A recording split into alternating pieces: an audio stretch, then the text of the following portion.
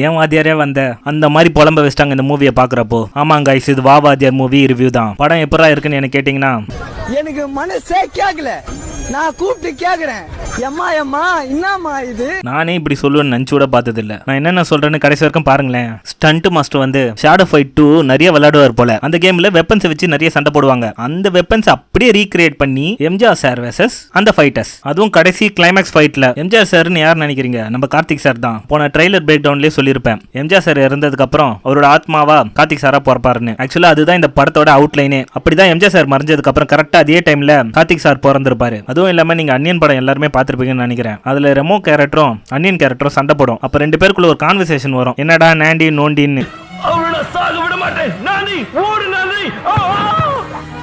என்னடா நாண்டி நோண்டின்னுட்டு அதுதான் இந்த படத்தோட மிச்ச கதை. நீங்க கண்டிப்பா என்ன கேட்கலாம், என்னடா கதையை சொல்ல அதுக்குள்ள மிச்ச கதை சொல்லிட்டேன்னு. நானே ஒரு கதையை கிரியேட் பண்ணி சொன்னா மட்டும் தான் உண்டு. ஆனா நான் படம் பார்த்ததை வச்சு வேணா சொல்றேன். கார்த்திக் சார் வந்து இதுல போலீஸ் எம்ஜிஆர் மாதிரி வளர்க்கணும்னு நினைப்பாரு ராஜ்கிரண் சார். அவரு தான் கார்த்திக் சாரோட தாத்தா. அப்படி ஒரு நாள் கார்த்திக் சார் பாத்தீங்கன்னா லாட்டரி சீட் வாங்குவாரு. அதுல செகண்ட் பிரைஸ் வின் பண்ணிடுவாரு. அதை எடுத்துட்டு வந்து தாத்தா கிட்டையும் காமிப்பாரு. அதை பார்த்துட்டு தாத்தா கிழிச்சு போட்டுருவாரு. உழைச்சு வாழ வேண்டும், பிறர் உழைப்பில் வாழக்கூடாதுன்னு சொல்லி இந்த மூவியை ஸ்டார்ட் பண்ணி விடுவாங்க. ஆனா கார்த்திக் சார் பாத்தீங்கன்னா எம்ஜிஆர் மாதிரி வளராம நம்பியார் மாதிரி வளர ஸ்டார்ட் பண்ணுவாரு. ஏன்னு பாத்தீங்கன்னா அந்த லாட்டரி டிக்கெட் கிழிச்ச இன்சிடென்ட்னால தான். போய் பித்தலாட்டம் எல்லாமே பண்ணுவாரு, லஞ்சமும் வாங்குவாரு. இது எல்லாமே தாத்தாக்கு தெரியாம அந்த மாதிரி டைம்ல பாத்தீங்கன்னா சத்யராஜ் சார் எதுக்கு வருவாரு ஏன் வருவாரு தெரியாது. கோட் சூட்டு போட்டுன்னு வருவாரு ஒரு பிசினஸ் மேனா. அதுல சிஎம் ஆக்ட் பண்ண நிழல்கள் ரவி சார் கிட்ட ஒரு டீலிங் போடுவாரு. ஏதோ முடிச்சு கொடுத்தா 142 மில்லியன் யூரோ கிடைக்கும்னு. அந்த டீலிங் ஏன் எதுக்குன்னு இன்னமும் எனக்கு தெரியல. இதுல யாருன்னா நீங்க மூவி பார்த்திருந்தா கமெண்ட்ஸ்ல சொல்லுங்க எதுக்குன்னு. அந்த மாதிரி அரசாங்கத்துக்கும் ஒரு கார்பரேட்டுக்கும் ஏதோ ஒரு டீலிங் போறதுனால இதெல்லாம் தெரிஞ்சுக்கிட்ட ஒரு ஆக்கர்ஸ் கும்பல் அந்த விஷயத்தை எல்லாமே சோசியல்